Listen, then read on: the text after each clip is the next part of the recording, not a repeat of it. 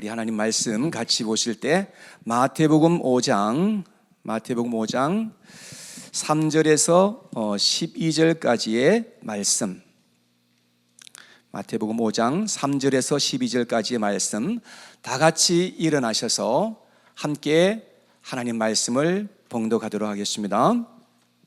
우리 3절에서 12절까지입니다. 시작.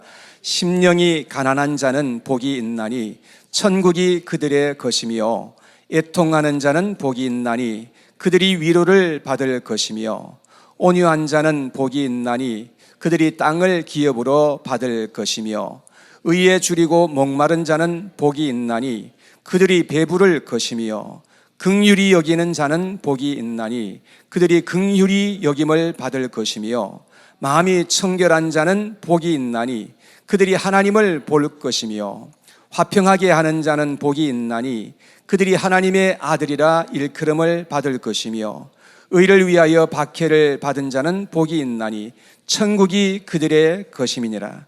나로 말미암아 너희를 욕하고 박해하고 거짓으로 너희를 거슬러 모든 악한 말을 할 때는 너희에게 복이 있나니 기뻐하고 즐거워하라. 하늘에서 너희의 상이 큼이라. 너희 전에 있던 선지자들도 이같이 박해하였느니라. 아멘. 자리에 앉겠습니다.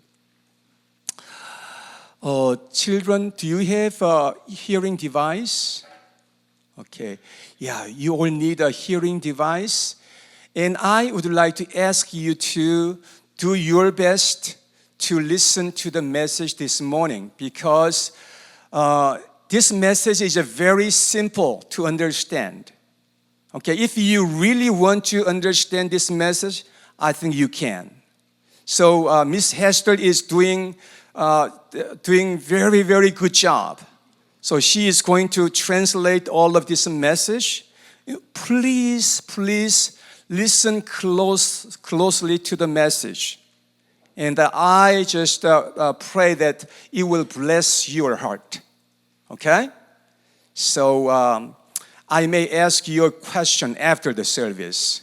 Okay? And if you get right, then maybe you may get something. Okay? 오늘은 오직 순종, 이 시리즈 설교 9번째 시간입니다. 특별히 우리가 말씀을 들을 때 믿으라 하는 이 말씀보다는 순종하라 하는 이 말씀이 훨씬 더 부담스러운 것은 사실입니다. 그러나 우리가 정말로 지향해야 하는 최고의 목표는 우리 하나님께 순종하는 것임을 잊지 않도록 해야 하는 것입니다. 그리고 우리가 순종할 때 우리가 무엇보다도 바른 마음과 자세와 동기를 가지고 하나님 앞에 순종해야 한다는 것을 예수님께서는 산상수훈 전체를 통해서 우리에게 강조하고 있는 것을 볼 수가 있습니다. 바리새인들은 겉으로 볼 때는 다 순종하는 것 같아 보였는데, 근데 마음의 변화가 없이 순종하려고 하니까 그들은 결국은 나중에 외식하는 자가 되고 말았던 것입니다. 예수님께서는 산상수훈을 통해서 우리에게 가장 먼저 팔복을 말씀해 주셨습니다. 이 팔복을 읽어보면 우리가 아까도 읽었지만 내면에 대한 그런 것을 말씀하고 있는 것을 볼 수가 있습니다. 여러분, 무슨 뜻일까요? 우리에게 가장 중요한 것은 뭐냐 하면 우리의 외적인 어떤 그런 행위가 아니라 우리의 마음이라는 것을 주님께서 가르쳐 주신 거예요.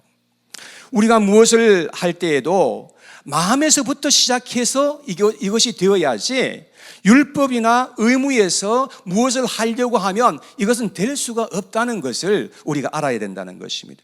만일 우리가 의무적으로 무엇을 하려고 하게 되면 바로 할 수도 없고 계속해서 할 수는 더더욱더 없는 것입니다.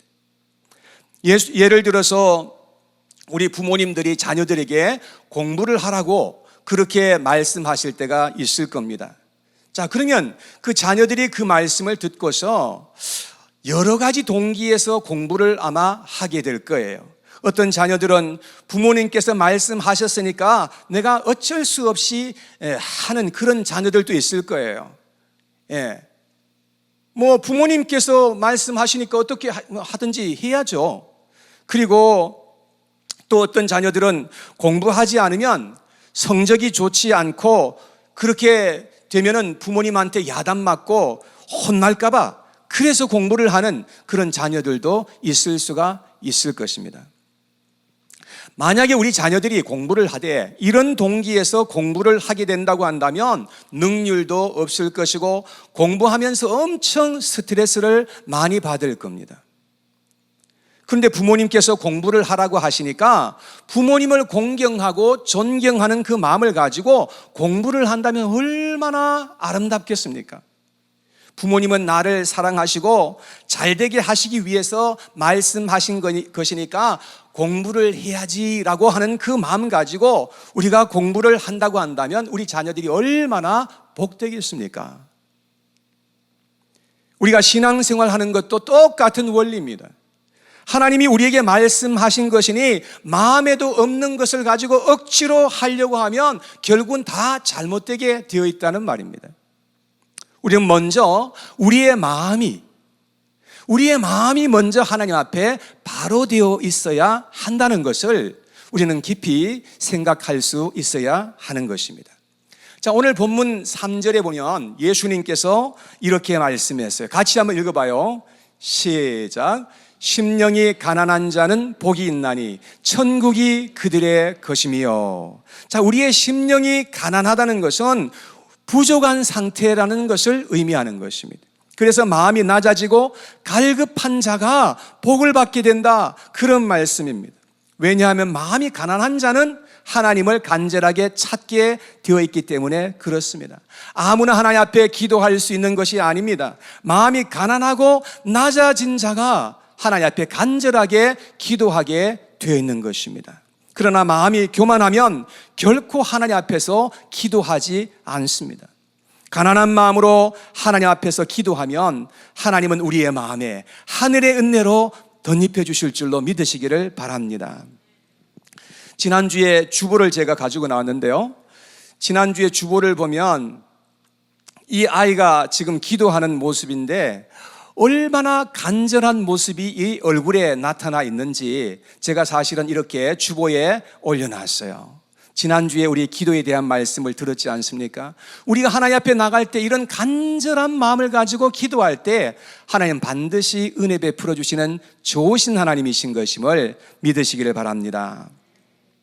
자, 이제 4절 말씀에 보면 예수님께서 이렇게 말씀하셨어요. 다 같이 시작. 애통하는 자는 복이 있나니 그들이 위로를 받을 것이며. 마음에 애통함이 있고 눈물로 하나님께 기도하는 자들은 많은 위로를 하나님께로부터 받게 될 것이라고 하는 것이죠. 하나님이 우리에게 기뻐하시는 것은 상한 심령이라고 성경에 보니까 그렇게 말씀하였습니다. 시편 51편 17절의 말씀 같이 한번 읽어봅니다. 시작. 하나님께서 구하시는 제사는 상한 심령이라. 하나님이여 상하고 통회하는 마음을 주께서 멸시하지 아니하시리다. 하나님은 상한 마음을 가지고 하나님 앞에 나아가서 기도하는 자들, 애통해하면서 하나님 앞에 나아가는 자들을 반드시 만나주신다라고 말씀합니다. 우리에게 마음이 상하고 애통할 때가 있습니다. 여러분 그렇죠? 살다 보면 그러한 때가 반드시 올 겁니다. 그러면 여러분 어떻게 하시는 것입니까? 여러분 우리가 그럴 때에 사람들에게 화풀이하고 폭발해야 되겠습니까? 아니면 목숨을 그냥 끊어버려야 되겠습니까? 그렇게 하면 해결이 되는 것입니까? 여러분 그렇지 않습니다. 그것은 지혜롭지 못한 사람들이 그렇게 하는 것이지요. 우리는 하나님 앞에 가지고 나와서 애통한 마음을 하나님 앞에 내려놓고 하나님 앞에 기도해야 된다고 그렇게 말씀합니다. 그러면 하나님께서 우리에게 큰 위로를 주시고 은혜를 내려주시는 그런 하나님이신 것임을 말씀하고 있는 것입니다. 우리는 특히 우리의 마음속에 있는 죄 때문에 괴로워하고 애통하며 하나님께 나아갈 수 있는 사람들이 되어야 한다는 것입니다. 자신의 죄 때문에 하나님께 애통해야 할 때에 하나님은 우리의 죄를 용서해 주실 뿐만 아니라 성령을 우리에게 부어주심으로 말미암아서 우리의 심령을 새롭게 변화시켜 주신다는 것을 우리는 알아야 합니다. 우리가 어떤 죄를 범하였을 때에 하나님 앞에서 진정으로 회개하면 하나님은 놀라운 은혜를 베풀어 주시고 우리를 고쳐 주시고 회복하여 주시는 그런 하나님이신 것임을 믿으시기를 바랍니다. 우리의 내면에 이런 놀라운 변화가 일어나야 한다라는 것이죠. 자, 그 다음 세 번째, 5절 말씀에 보면 예수님께서 이렇게 말씀하셨습니다. 다 같이, 온유한 자는 복이 있나니 그들이 땅을 기업으로 받을 것이며. 자, 마음이 온유한 자는 좋은 마음의 상태인 것이죠. 자, 온유함의 반대는 무슨 말일까요? 강팍함입니다. 강팍한 마음은 하나님의 진리를 받을 수가 없는 것이죠. 그런데 온유한 마음은 하나님의 말씀을 잘 받고 열매를 맺을 수 있는 좋은 마음의 밭이 되는 것입니다. 우리의 마음이 진정 고침을 받고 또 우리의 마음이 온유한 마음으로 변화될 수 있기 위해서는 먼저 이러한 마음을 가져야 된다는 것입니다. 그래서 우리는 죄를 회개하고 온유한 마음으로 하나님 앞에 나아갈 수 있도록 해야 한다는 거예요. 그래서 하나님 앞에 죄를 회개할 때 하나님께서 우리의 마음을 씻어 주시고 우리의 마음에 하나님의 그 온유한 마음을 우리에게 부어주시는 것이 그것이 얼마나 큰 복인지를 주님께서 말씀하고 있는 것입니다. 자, 그 다음 6절 말씀에 예수님께서 말씀하셨어요. 다 같이 시작. 의에 줄이고 목마른 자는 복이 있나니 그들이 배부를 것이며. 자, 무엇보다도 하나님의 의에 굶주린 자가 복이 있다라고 말씀합니다. 하나님의 의는 무엇일까요? 사람의 의가 있고 하나님의 의가 있습니다. 하나님의 의는 뭐냐면 나를 희생해서 다른 사람을 살리고 다른 사람을 복되게 하는 것이 하나님의 의입니다. 내 자신을 희생해서라도 다른 사람을 잘되게 하고 복되게 하는 사람은 참 복된 마음의 소유자인 것임을 알게 되는 것이죠. 그런 자들은 하나님께서 하늘의 좋은 것을 내려주시겠다고 약속하시는 것입니다. 우리의 내면에 이런 의로운 마음이 함께 하시는 그런 저와 여러분 모두가 되었으면 좋겠습니다. 자, 예수님께서 7절에 이렇게 말씀하셨습니다. 다 같이 시작. 긍휼히 여기는 자는 복이 있나니 그들이 긍휼히 여김을 받을 것이며. 자, 어려움 속에 있는 자들을 보면서 긍휼한 마음을 가지게 된다면 복 있는 자다라고 주님이 말씀하십니다. 우리에게 긍휼한 마음이 있을 때 우리는 좋은 마음으로 무엇인가 도움을 줄 수 있는 선한 손길을 내밀 수가 있게 되는 것이죠. 심지어 나에게 어려움을 주는 사람일지라도 긍휼의 마음을 가지고 우리가 바라볼 수 있다고 한다면 참으로 귀하고 복된 마음이라고 할 수 있을 것입니다. 우리에게 긍휼의 마음이 있기를 주님께서 간절히 바라시는 것입니다. 긍휼의 마음의 이 반대는 무슨 마음인가 하면 악독한 마음입니다. 사랑하는 여러분, 악독한 마음이 아니라 긍휼의 마음을 가지고 우리는 이 세상을 살아가야 할 줄로 믿습니다. 자, 여섯 번째, 예수님께서는 8절에 말씀하셨어요. 다 같이 시작. 마음이 청결한 자는 복이 있나니 그들이 하나님을 볼 것이며. 하나님이 마음을 닦아주셔서 마음이 깨끗해져 있는 상태는 참 좋은 마음이라고 하겠습니다. 우리는 이런 마음의 상태를 잘 유지해야 한다는 것을 성경은 가르쳐 주고 있습니다. 자, 제가 여기에 제 셀폰을 가지고 나왔는데요. 자, 우리 한번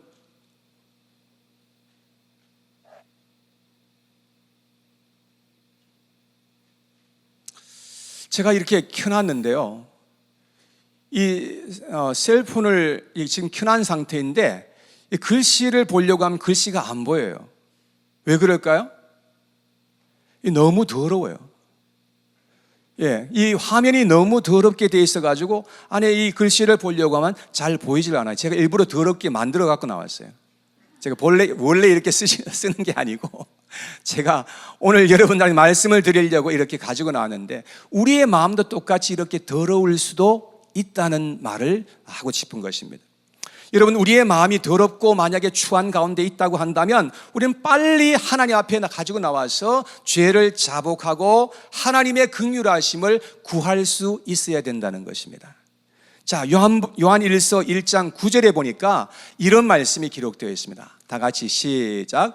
만일 우리가 우리 죄를 자백하면 그는 미쁘시고 의로우사 우리 죄를 사하시며 우리를 모든 불의에서 깨끗하게 하실 것이요. 얼마나 놀라운 약속인지 알 수가 없는 것입니다. 우리가 하나님께 회개할 때에 우리 하나님은 반드시 우리의 죄를 용서해 주시는 하나님이신 것임을 꼭 믿으시기를 바라겠습니다. 만일 우리가 하나님께 범죄하였다고 한다면 빨리 우리는 하나님 앞에서 회복할 수 있어야 한다는 거예요. 그래야 우리는 청결한 양심을 유지할 수 있고 하나님을 잘 섬길 수 있는 그런 은혜를 얻게 된다는 것입니다. 자, 그 다음 7번째 9절 말씀에 다 같이 시작. 화평하게 하는 자는 복이 있나니 그들이 하나님의 아들이라 일컬음을 받을 것이며. 자, 하나님과 화평한 관계에 있는 사람들은 서로의 화평을 간절하게 바라면서 살아가게 될 것입니다. 그래서 어떻게 하든지 사람들과 화평한 관계에서 살고자 노력하는 것이죠. 자, 시편 34편 14절 말씀을 다 같이 읽습니다. 시작.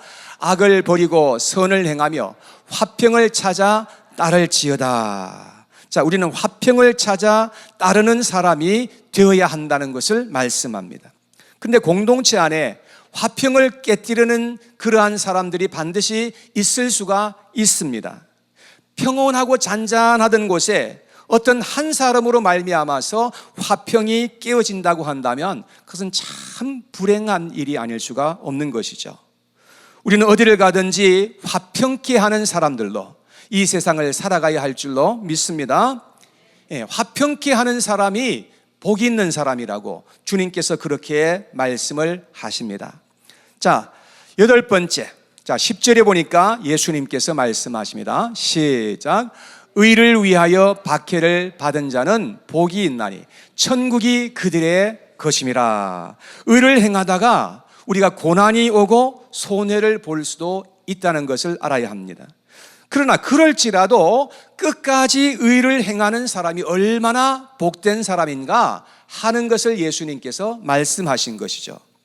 예수님 때문에 우리가 욕을 먹고 예수님 때문에 손해를 보고 목숨이 위태로워질지라도 우리는 의와 진리를 위해서 우리는 끝까지 나아갈 수 있어야 한다는 것입니다.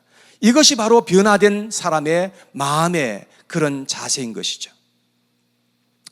예수님께서 말씀하신 이 8가지의 복을 살펴보면 외적인 것이 아니고 다 내적인 것을 주님께서 말씀하신 것을 볼 수가 있습니다.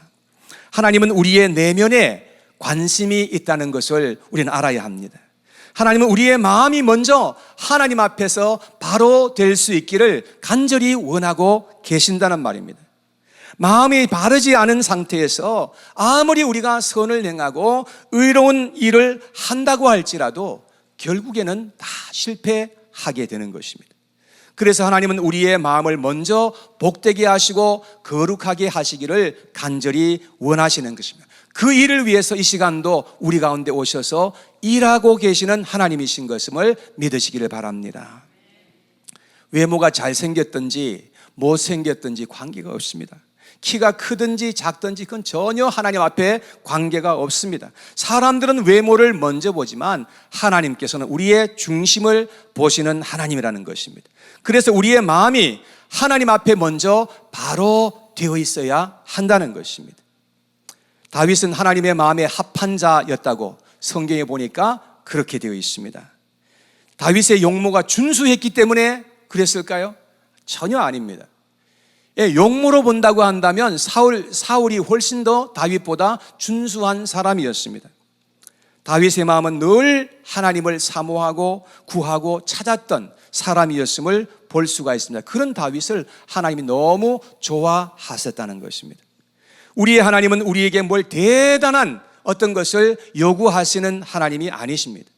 하나님은 우리의 마음이 하나님께 고침을 받고 바른 마음과 바른 동기로 하나님과 함께 동행하자는 말씀인 것입니다. 하나님이 우리에게 제일 원하시는 것은 우리의 심령이 먼저 하나님 앞에 고침받고 바로 되어서 점점 하나님을 닮아가는 그런 삶을 살아가는 것입니다. 그것보다 더 하나님께서 원하시는 것이 무엇이겠습니까? 우리의 굽은 마음이 먼저 바로 되어지기를 간절히 원합니다. 그렇게 하려면 세상의 구주로 오신 예수 그리스도를 우리의 마음에 믿고 우리가 유턴을 해야만 합니다. 우리는 죄에서부터 돌아서서 예수님께로 우리는 달려가야 하는 것입니다. 그리할 때 하나님께서 성령을 우리의 마음에 부어주심으로 말미암아서 우리의 마음에 치유가 일어나고 변화가 일어나고 새롭게 되는 그런 은혜가 임하게 된다는 것입니다. 그러한 마음을 가지고 그런 새로운 마음을 가지고 우리가 하나님을 사랑하면서 살아갈 수가 있게 된다는 말입니다. 그런 마음으로 하나님을 우리가 섬길 수 있도록 해야 한다는 것입니다. 그러한 마음을 가지고 작은 것에서부터 시작해서 하나하나 순종하는 그러한 복된 인생을 살아갈 수 있는 우리 모두가 될 수 있기를 바라겠습니다. 순종하는 사람이 가장 영성이 뛰어난 사람이고 가장 성숙한 사람이고 가장 겸손하고 복된 사람입니다. 순종의 삶을 위해서 간절히 소원하시고 기도하시는 저와 여러분 모두가 될 수 있기를 바랍니다. 그래서 우리의 삶 속에서 순종의 열매가 가득하게 맺어질 수 있는 그런 복된 인생을 살아가실 수 있게 되기를 주님의 이름으로 축복합니다.